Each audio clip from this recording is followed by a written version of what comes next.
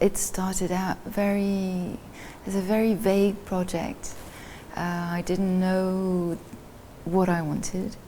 I didn't know which form it would take. I asked her if I could follow and see her rehearse and maybe follow her around, spend some time with her.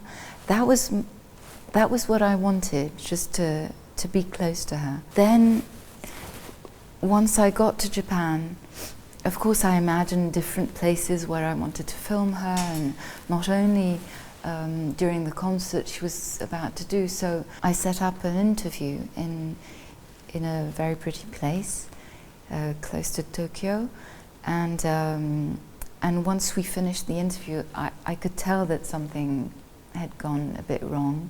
She didn't feel right. And when we came back from Japan, she said, I want you to stop. I don't want to continue. But then, 2 years later, I showed her the footage because I wanted to see if I had done something so wrong.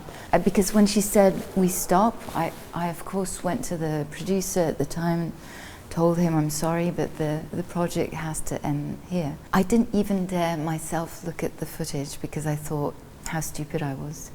When we watched it together, she saw that there was nothing that dramatic about my questions, and I think what she admitted afterwards, as if I was going to ask her to justify herself as a mother, or accuse her of something, and so she was on the defense. And of course I didn't want her to feel that way. So afterwards she said, but in fact it's not that bad. I want you to continue. And so I started again, and it took another form because also I was understanding very slowly, little by little, that what I was doing was not only a portrait of her. I was hoping to do a good portrait of her, a loving one, but it was also talking about a relationship of a daughter to a mother, and vice versa. And it was also a portrait. What she said was that it wasn't only about her, it was about me as a daughter. And that I understood really late when we were editing. It was very obvious. But the film was actually a real documentary and the fact that it could come out in theatres was a surprise that came right at the end of the editing.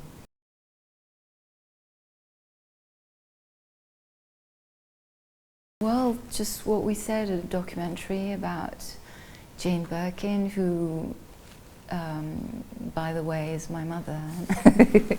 And so it asks a lot of questions about relationships in a family. I think I wanted, and that's what my mother said afterwards, when we did interviews together. She said, I think she wanted to know where I stood with my siblings as a daughter, what my position was. And then she said that she understood, seeing the film, that what she meant for me, and that before that she always thought that it was only about my father, that I only had, that I was only talking about him. But of course I was only talking about him because he was dead. So it was a way of, I missed him so much. So it's true that she didn't know how much I loved her. So finally she knows.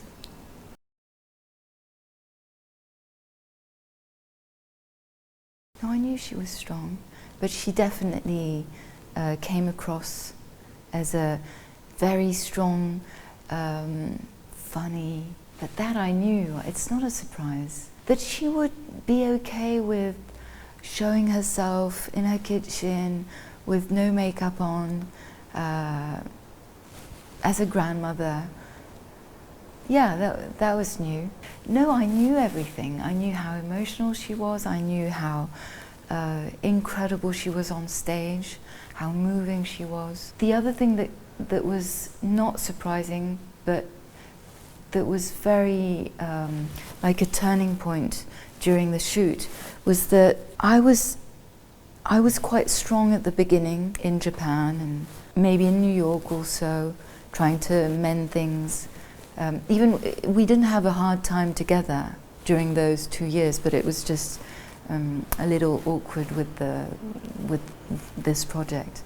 But once I got to Paris, after or during COVID, I hit a big depression, and our roles suddenly inverted. Can you say that? She was holding my hand, and I was the one in need of assistance, and she was there. It's as if I was pulling the answers from her at the beginning, and she was pulling the questions at the end and helping me. And I think that's when the film became much more intimate, and she gave me everything. She answered every question. She was there all the time. She gave me so much time. She was quite incredible during that shoot.